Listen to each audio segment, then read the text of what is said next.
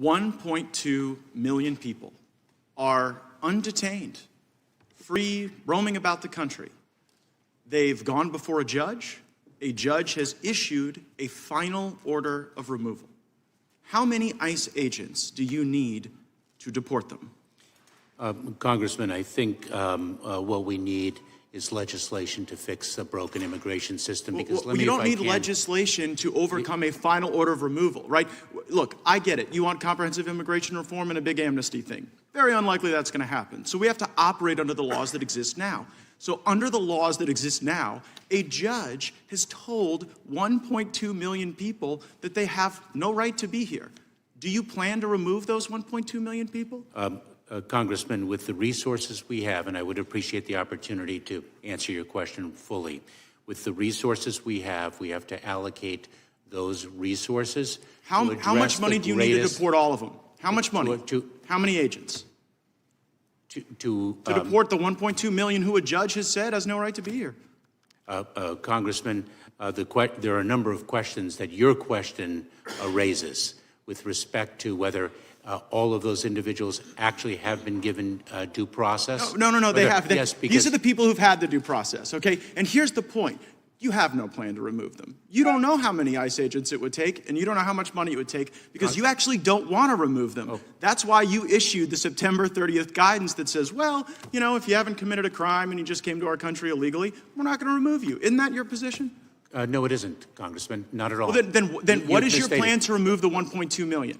Let me, if I may. Do you have one? Yes, we do. If I may, sure. Congressman, as a former prosecutor, let me ask you a question.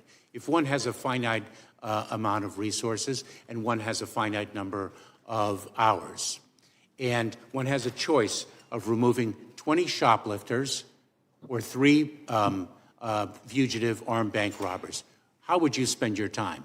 Well, I know how you've spent yours. I know how you've spent yours by decreasing by 48% the number of criminals you arrest, by deporting 63% fewer convicted criminals. You have the lowest deportation rate in the history of the department, right? Your data that you cite is misleading. No, it's your data. This is actually what your own agency is reporting. So do you think that it just might be the case that one reason that we will encounter the highest number of illegal immigrations in our nation's history this month and next month, because everybody knows that even if they come here, even if they go through the removal procedures, even if a judge issues a final order, you still think there might be more due process, and you have no plan to remove them. And then when I ask you what the plan is, you say, oh, well, resources, I got to make finite decisions.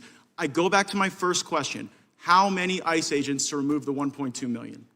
Congressman, I'd be pleased to provide you with a resourcing data subsequent to this hearing, if I may. And I think it's telling that I think it's telling that you got plans for pronouns and you got plans for misinformation. But when it comes to the plan to remove the people that have had due process, you don't have one at all. Now, 800,000 people have encountered your CBP agents, and those folks have been released into the country.